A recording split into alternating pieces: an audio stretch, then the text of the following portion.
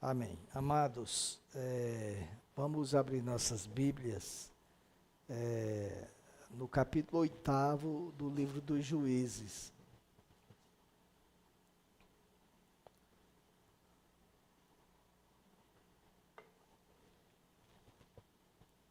E nós vamos ler dos versos 1º ao verso 9, e depois vamos ler do 22 ao 28. Essas duas sessões que vamos ler nos dão uma ideia do contexto em que o episódio narrado ocorreu. Então vamos fazer a leitura. Juízes, capítulo 8º, a partir do verso 1º, diz o seguinte: Então os homens de Efraim disseram a Gideão: Que é isto que você fez conosco, não nos chamando quando foi lutar contra os midianitas? E discutiram fortemente com ele. Porém ele lhes disse: Que mais fiz eu agora do que vocês? Não é fato que os poucos cachos de uvas deixados por Efraim são melhores do que toda a colheita de Abiezer? Deus entregou nas mãos de vocês os príncipes dos midianitas, Orebes e Ebe. O que pude eu fazer em comparação com o que vocês fizeram? Depois de ele dizer isto, abrandou-se a ira deles contra Gideão. Quando Gideão chegou ao Jordão, passou com os 300 homens que com ele estavam, cansados, mas ainda perseguindo os inimigos. E disse aos homens de Sucote: Por favor, deem alguns pães para estes que me seguem, pois estão cansados, e eu vou ao encalço de Zeba e Salmuna, reis dos midianitas. Porém, os chefes de Sucote disseram: Será que você tem Zeba e Salmuna em seu poder para que demos pão ao exército que está com você? Então Gideão diz: Por isso, quando o Senhor entregar Zeba e Salmuna nas minhas mãos, rasgarei a carne de vocês com espinheiros e outras plantas do deserto. Dali Gideão foi a Penuel e fez o mesmo pedido aos homens daquele lugar. Mas esses de Penuel lhe responderam como os homens de Sucote e lhe haviam respondido. Por isso também falou aos homens de Penuel, dizendo: Quando eu voltar em paz, derrubarei esta torre. Verso 22. Então os homens de Israel disseram a Gideão: Domine sobre nós, tanto você como o seu filho e o filho de seu filho, porque você nos livrou do poder dos midianitas. Porém Gideão lhes disse: Não dominarei sobre vocês, nem tampouco meu filho dominará sobre vocês. O Senhor Deus dominará sobre vocês. E Gideão continuou: Mas quero fazer um pedido, que cada um de vocês me dê as argolas do seu despojo. É que os midianitas tinham argolas de ouro, pois eram ismaelitas. Então eles responderam: De bom grado as daremos, e estenderam uma capa, e cada um deles colocou ali uma argola do seu despojo. O peso das argolas de ouro que pediu foi de uns 20 quilos de ouro, sem contar os ornamentos em forma de meia-lua, os pendentes e as roupas de púrpura que os reis dos midianitas usavam, e sem contar os ornamentos que os camelos traziam ao pescoço. Disso Gideão fez uma estola sacerdotal e a pôs na sua cidade em Ofra. E todo Israel se prostituiu ali adorando essa estola, e isso veio a ser um tropeço para Gideão e toda a sua casa. Assim os midianitas foram subjugados pelos filhos de Israel e nunca mais levantaram a cabeça, e a terra ficou em paz durante 40 anos nos dias de Gideão. Oremos. Pai, trata conosco nesta manhã, fala aos nossos corações, usa-nos para o louvor da tua glória. Eu oro em nome de Jesus. Amém. Queridos, se nós observarmos o relato do capítulo 7º, que foi visto aqui na semana passada, no domingo passado, ministrado pelo presbítero Andrei, nós veremos que Gideão, ao sair à batalha contra os midianitas, à frente dos 300 homens escolhidos por Deus, dividiu o grupo em 3 companhias. Gideão, nós vimos na semana passada, foi hesitante, medroso, mas obedeceu a Deus e depois de Deus fazer aquela peneira toda que nós já conhecemos a história, em meio aos guerrilheiros não, aos guerreiros do exército de Gideão, escolheu apenas 300 homens para lidar com os midianitas. E Gideão dividiu em 3 grupos, aqueles 300 homens, obviamente cada um formado por 100 homens, e sitiou o acampamento dos midianitas, é o que está lá no capítulo 7, verso 21. Quando os midianitas viram aquilo, ficaram assombrados e lutaram entre si em todo o acampamento. Eles se autodestruíram, foi uma coisa miraculosa, Deus fez algo tremendo. Mas uma parte, ainda que pequena, fugiu e Gideão convocou os homens israelitas, o restante das tribos, na realidade não foram todos, ele convocou as tribos de Naftali, de Aser e toda a tribo de Manassés para perseguirem os fugitivos. Você vai ver isso no capítulo 7, verso 23. Além dessas tribos que são destacadas no verso 23, Gideão enviou mensageiros à tribo de Efraim, que ficava nas montanhas, e Efraim habitou na região montanhosa. E Gideão enviou mensageiros a eles, dizendo que eles descessem para impedirem que os fugitivos atravessassem o rio Jordão e empreendessem uma fuga bem-sucedida. E isso a gente vai encontrar no capítulo 7, verso 24. Os efraimitas atenderam o chamado de Gideão, e além de terem impedido a fuga, mataram os 2 príncipes dos midianitas, cortaram as cabeças e enviaram para Gideão. No capítulo 7, verso 25, você encontra esse relato. Quando eles levaram as cabeças para Gideão, eles não fizeram como quem queria comprovar a vitória apenas. Como quem leva um troféu. As cabeças eram uma espécie de comprovação e um troféu, né? Eles estavam indignados, porque Gideão não os havia chamado para a batalha lá no acampamento. A batalha em que foram 300 homens e os homens dos midianitas lutaram entre eles.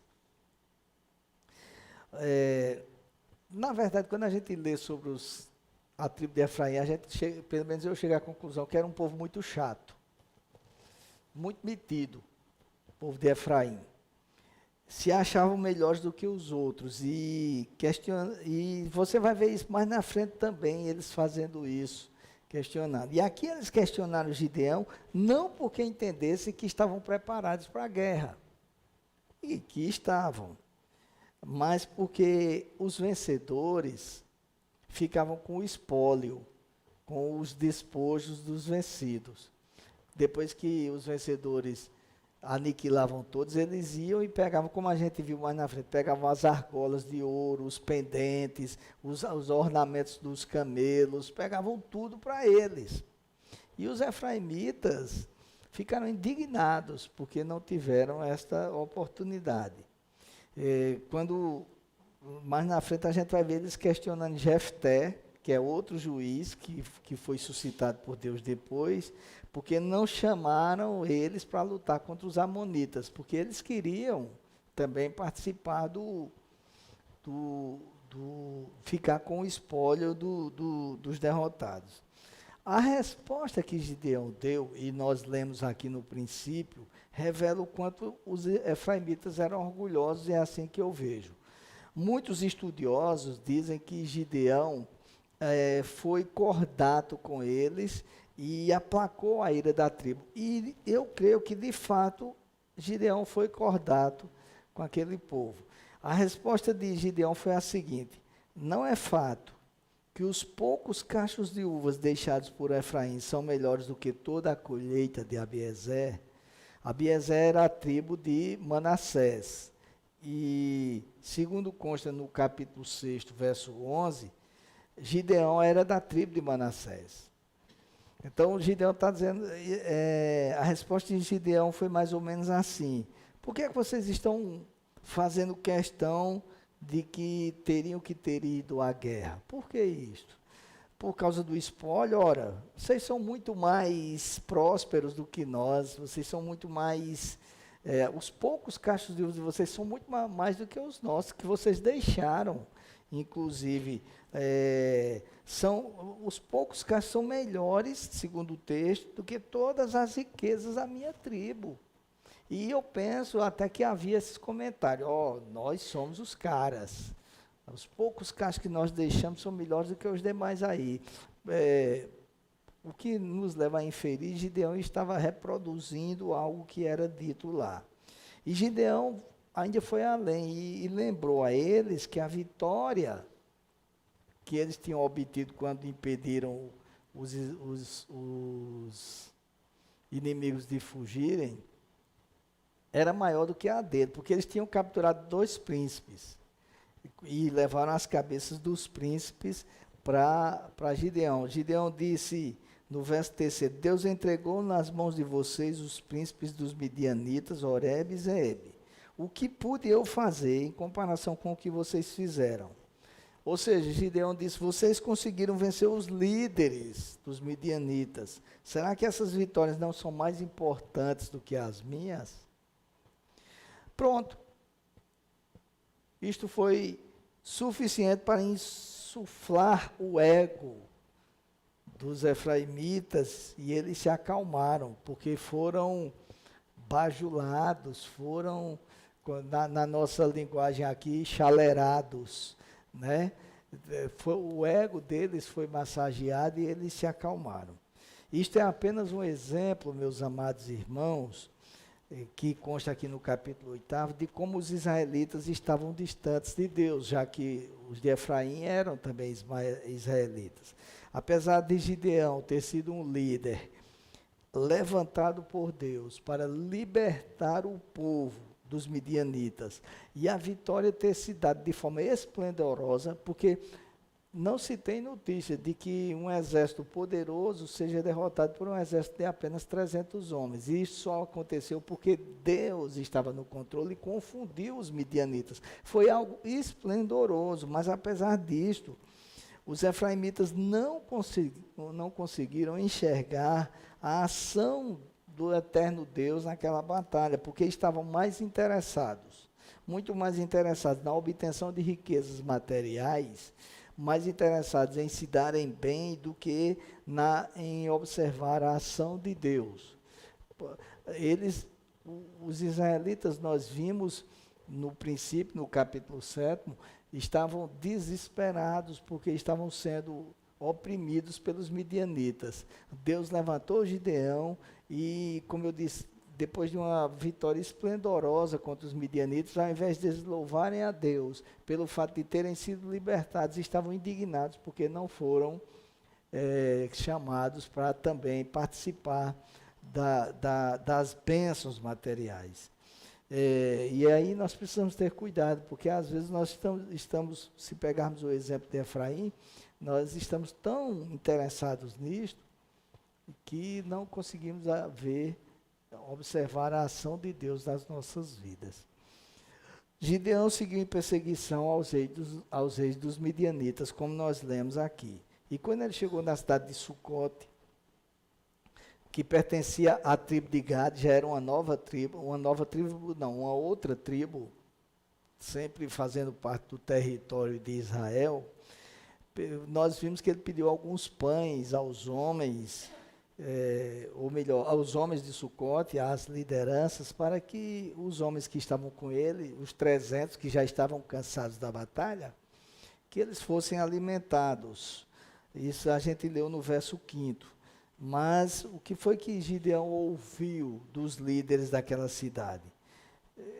houve um certo deboche. É óbvio que todo Israel tinha conhecimento do que tinha ocorrido anteriormente lá no acampamento dos midianitas, tanto que os midianitas estavam fugindo. Sabiam disso, mas também não atentaram para a ação de Deus e olharam para Gideão com deboche e responderam com deboche: será que você já tem, por acaso, Zeba e Salmuna em seu poder para que demos pão ao exército que está com você? Foi a resposta deles que está no versículo 6 do capítulo 8. Vejam que coisa incrível, queridos. Depois de algo impressionante feito por Deus, o povo continuava ainda com o coração duro. Se Deus havia sido capaz de derrotar todo o exército inimigo, será que não derrotaria os reis? 2 reis? Será que não derrotaria os poucos fugitivos? E aí Gideão respondeu com raiva, com ira, e seguiu para Penuel, que é o mesmo que Peniel, o lugar que, inclusive, Jacó esteve lá em Gênesis e lutou com o anjo. E o fato se repetiu lá. Os homens de Penuel também trataram Gideão da mesma forma. E para ambas as cidades, Gideão respondeu, como eu disse, com raiva, com ira.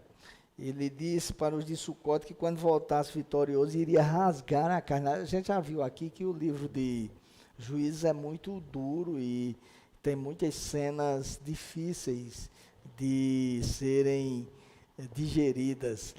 Penso que se Sylvester Stallone fosse filmar algum episódio, a gente ia ver, como vê em Rambo 4, cabeças, braços voando, estourando, aquelas coisas todas, porque é mais ou menos isso que acontece na narrativa. E está no verso 7, quando ele prometeu que iria rasgar a carne dos habitantes de Sucote. E para os habitantes de Penuel, ele disse que iria derrubar a torre, que era a torre de vigilância, que servia de apoio para que eles pudessem se defender dos inimigos. E desta forma ele fez. Quando voltou, diz o texto que ele saiu rasgando os de Sucote, derrubou a torre e matou os homens de Peniel. Gideão, apesar de ter sido muito usado por Deus, meus amados, foi escolhido por Deus e foi usado por Deus poderosamente, demonstrou ser um homem vingativo, um homem que permitia que a sua ira o dominasse. E o que é pior, que ele demonstrou ser vingativo em relação aos irmãos israelitas, e quando ele capturou tanto Zeba como Salmuna, ele só os matou porque eles disseram que tinham matado os irmãos dele. E ele diz lá: olha, se vocês não tivessem feito isso com meus irmãos, eu ia deixar vocês com vida. Mas essa mesma condescendência que ele demonstrou com os inimigos, ele não demonstrou com os próprios irmãos israelitas, vez que saiu fulminando todos. E na sequência, seguindo o relato, os líderes de Israel pediram a Gideão que governasse sobre eles. E a resposta dele foi brilhante. Algo assim, começou muito bem, só não terminou bem. Gideão disse assim: não, eu não vou dominar sobre vocês, nem eu, nem meu filho. Quem deve dominar sobre vocês e quem vai dominar sobre vocês é Deus. Que resposta fantástica. Só que na sequência ele disse: mas eu quero pedir uma coisa, me deem uma argola do seu espólio, de tudo que vocês pegaram dos midianitas, cada um me traga uma argola. E diz o texto que eles estenderam uma capa, trouxeram cada um uma argola, fora os pendentes, fora as coisas, e só as argolas somou um peso de 20 quilos de ouro maciço. E o que Gideão fez com isso? Uma estola sacerdotal, e a estola serviu para que o povo adorasse a estola. E diz o texto que isto foi um problema na vida de Gideão e da casa dele. No verso 27 diz assim: isso veio a ser um tropeço para Gideão e toda a sua casa. É incrível, meus amados, como a humanidade tem facilidade de esquecer os feitos de Deus. Pouco tempo antes, eles estavam desesperados, escravizados, espoliados pelos midianitas, sendo oprimidos, não tinham direito de ter acesso ao que eles produziam, porque os midianitas tiravam tudo. E aí clamaram a Deus, e Deus os ouviu, e fez algo tremendo, como nós já falamos aqui, pouquíssimo tempo antes. No entanto, aqueles homens esqueceram do que Deus havia feito e passaram a adorar a escola sacerdotal, que foi feita pelo líder. O povo tinha experimentado uma vitória incrível, mas ainda assim, incentivados por seu próprio líder, porque não deixou de ser um incentivo, já que ele construiu ele fez aquela estola para os homens, caíram em desgraça. Isso demonstra o quanto o distanciamento de Deus torna as pessoas insensíveis. Quantos não há, meus amados, que não foram, por exemplo, curados milagrosamente de uma enfermidade que é dita incurável? Foram curados milagrosamente, dita incurável pelos homens, né? E esqueceram disso. Quantos não há que experimentaram o suprimento do Senhor em momentos de extrema dificuldade? Quantos não há, entretanto, que experimentaram a bênção do Senhor em suas famílias, mas, apesar de terem experimentado tantas bênçãos, esqueceram os feitos do Senhor? Estão distantes, frios, com uma fé pífia, sem prazer em servir e cultuar ao Senhor.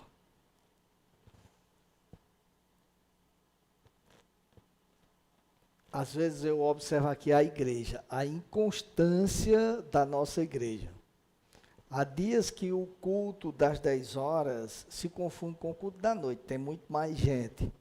E o culto da noite, há dias que fica lotado.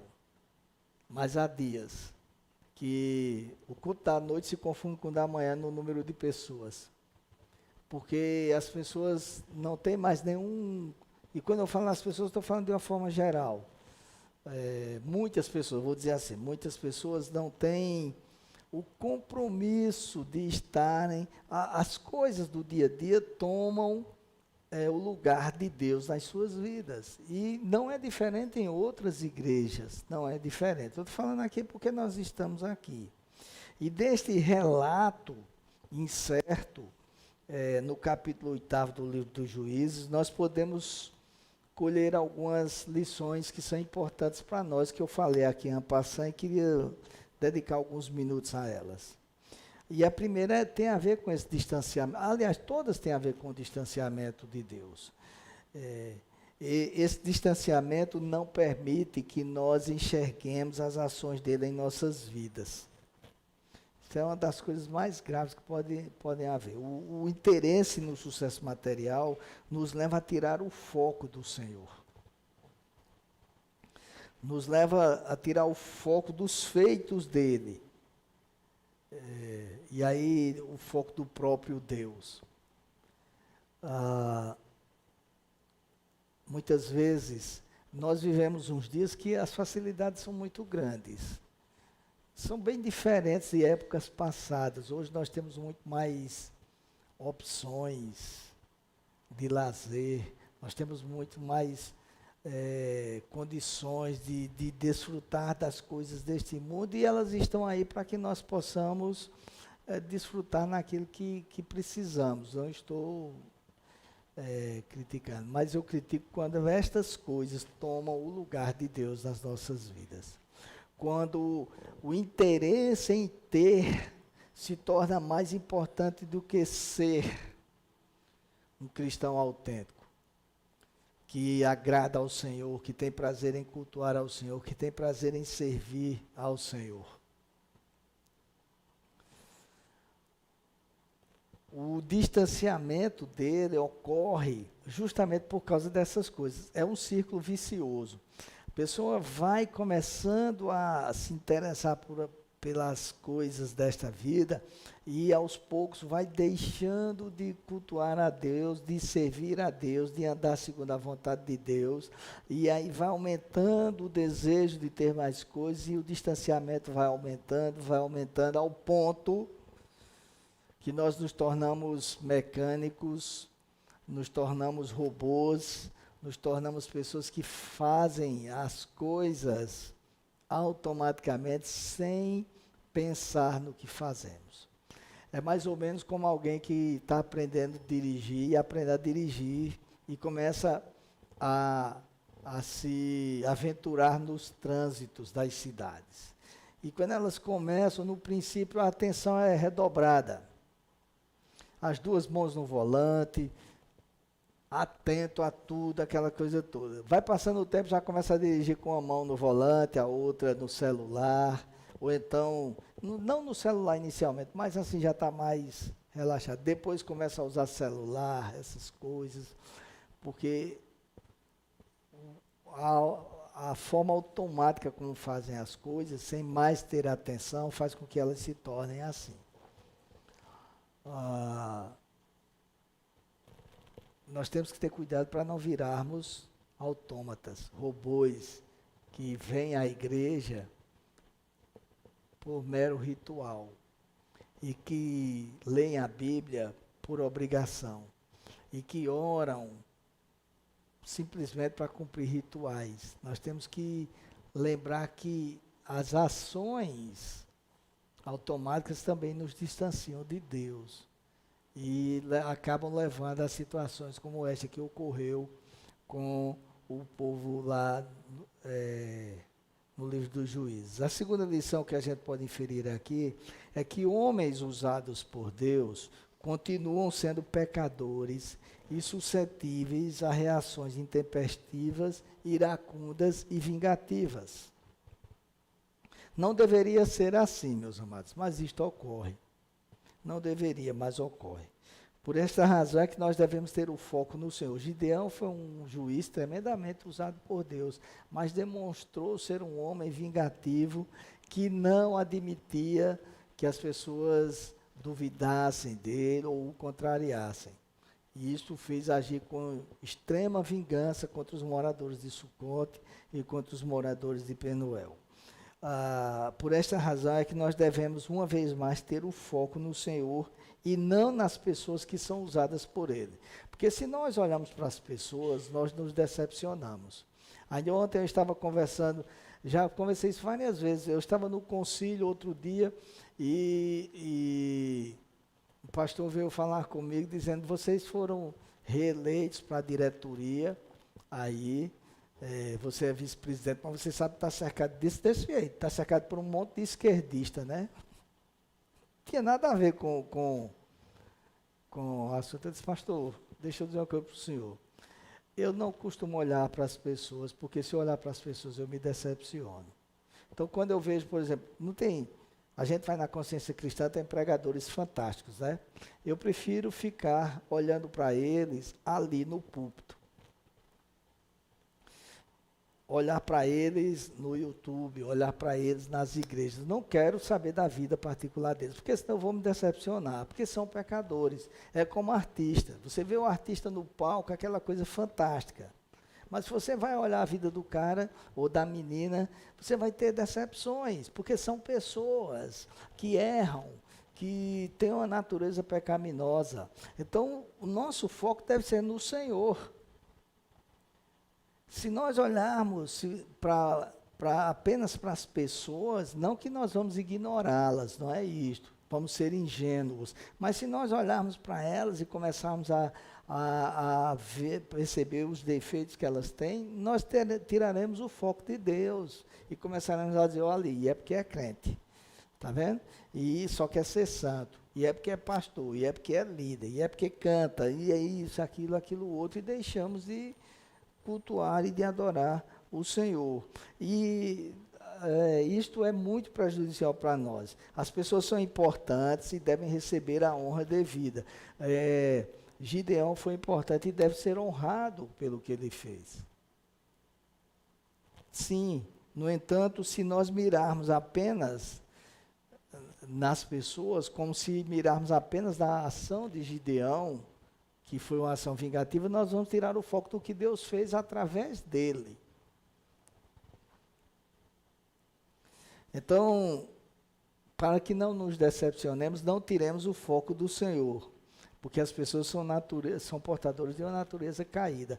Nós nos decepcionamos com filhos, com pais, com cônjuges, com amigos, com avós, enfim, com todo tipo de gente, porque tem natureza caída. E precisamos ter cuidado para não tirar o foco do Senhor. A terceira lição, meus amados, é que o distanciamento de Deus também, e nós vimos isso agora há pouco, mas eu queria me deter um pouco mais, torna as pessoas insensíveis, porque elas começam a pensar que são senhoras de suas vidas. Começam a achar começam a desprezar a soberania de Deus. Elas acham que são responsáveis pelos fatos que ocorrem no curso de suas histórias. Então elas acham que foram vencedoras porque são capazes, porque batalharam muito, estudaram muito, se dedicaram muito e merecem aquilo, e tudo isso é verdade. Se dedicaram, batalharam, mas se não fosse Deus cuidando, se não fosse Deus dando um rumo à história, elas teriam problemas, não chegariam onde chegaram. E é por isto que nós devemos sempre estar atentos à vontade do Senhor, para que nós não queiramos fazer com que a nossa vontade prevaleça, porque nós não somos senhores das nossas vidas. O apóstolo Tiago, quando escreveu a epístola dele, diz: quem são vocês para dizer que vão amanhã para tal lugar e vão fazer isso ou aquilo? O que vocês devem dizer é assim: se Deus permitir, se Deus quiser, nós iremos amanhã em tal lugar e faremos isto ou aquilo. E ele antes diz assim: a vida de vocês é como uma nuvem que aparece por uns instantes e logo se dissipa. Então nossas histórias são muito breves aqui e nós nem sabemos se estaremos vivos amanhã, não sabemos nem se chegaremos ao término do dia hoje. Recentemente nós vimos uma tragédia terrível, né? O pessoal saiu lá de Cascavel para Guarulhos, poucos minutos antes de chegar, pouco tempo antes de chegar, de repente o avião cai feito um parafuso e acabou a vida de todo mundo. O que minutos antes, horas antes, era um planejamento de chegar em Guarulhos e uns iam para o exterior, fazer escala, aquelas coisas, se dissipou em poucos minutos. Nós não sabemos. Quem tem quem tem o controle da história das nossas vidas é o Senhor, não nós. Então, tem gente que acha que os milagres que presenciam são ações naturais, que Deus não tem nada a ver com isto. Deus tem tudo a ver. E isto só ocorre, esse pensamento equivocado de que nós somos senhores das nossas histórias, porque há distanciamento de Deus. E o distanciamento, o que impede nós de vermos Deus agindo, cuidando de nós, e o que nos leva a pensar que nós somos senhores das nossas vidas, a linha que divide isso é muito tênue. Para ultrapassá-la é muito rápido. Por isso que nós devemos estar atentos e vigiar para que não nos distanciemos de Deus. Por fim, mas não menos importante, os propósitos de Deus não são frustrados por causa desses desvios de condutas humanas. Não são. Apesar de relatar todas as falhas que acabamos de ver, a batalha contra os midianitas, o relato da batalha contra os midianitas é encerrado da seguinte forma, verso 28. Assim, os midianitas foram subjugados pelos filhos de Israel e nunca mais levantaram a cabeça, e a terra ficou em paz durante 40 anos nos dias de Gideão. Observem, Gideão tinha as falhas dele, o povo tinha as falhas, mas durante os dias de Gideão, durante os 40 anos seguidos, a terra ficou em paz, porque o propósito de Deus era este. Apesar de todas as falhas, Deus não deixou de cumprir aquilo que ele havia prometido. Aquilo que Deus planejou, meu amado irmão, minha amada irmã, irá se cumprir independentemente das falhas humanas. E isto é assim para que a glória seja dele. Para que ninguém fique dizendo, foi por minha causa, foi por isso. Não, é para que a glória seja dele, apesar dos erros. E eu entendo que os relatos minuciosos que estão no livro dos Juízes é para que nós aprendamos que, apesar das pessoas, apesar de tudo, Deus é Deus. E também para que nós entendamos que as pessoas são pecadoras sim e vão continuar errando. Mas ainda assim, Deus é Deus e Ele faz o que lhe apraz.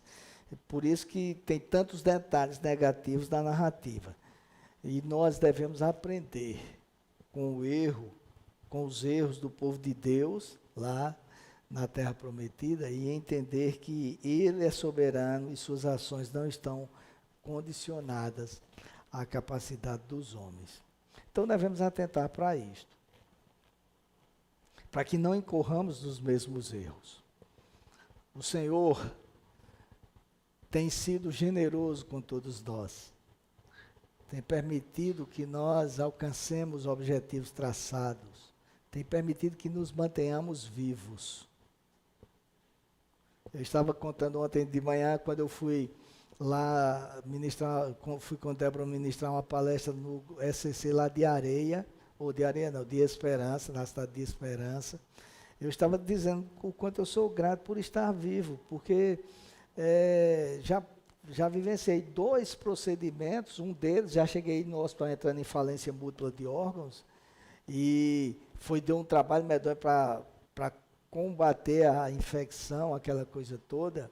E eu vi ali como a vida, de manhã eu estava no escritório, trabalhando numa boa. E de noite eu estava internado assim.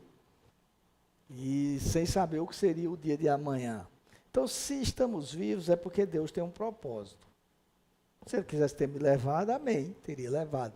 Mas se Ele permite que nós vivamos mais um dia, é porque Ele tem propósito nas nossas vidas. E aí nós devemos envidar todos os esforços para não nos distanciarmos dEle. Para não rompermos essa linha que nos leva a esquecermos dEle e a sofrer, colher as consequências negativas e os propósitos dEle serem adiados em nossas vidas por culpa exclusivamente nossa. E se nós olharmos para isso e aprendermos com isso, certamente nós teremos dias melhores, porque com certeza os propósitos de Deus irão se cumprir, mas nós também, como eu disse, colhemos os frutos negativos do que fazemos, porque Deus não se deixa escarnecer. O que o homem semear, isto também colherá. É o que está na carta que o apóstolo Paulo escreveu aos Gálatas, no capítulo 6, verso 7.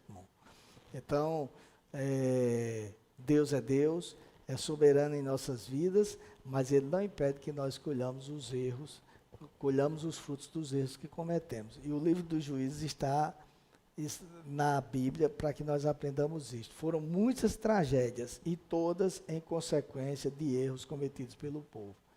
No entanto, Ele continua sendo Deus, continuou sendo e os propósitos dele prevaleceram. Deus nos abençoe. Oremos. Pai, em nome de Jesus, aplica a Tua palavra nos nossos corações e não permite que nós sejamos tão insensíveis às Tuas ações, à Tua presença. Nos ensina a não olhar para as coisas nem para as pessoas, mas para Ti, Senhor. Que honremos as pessoas, mas olhemos para Ti sobre tudo.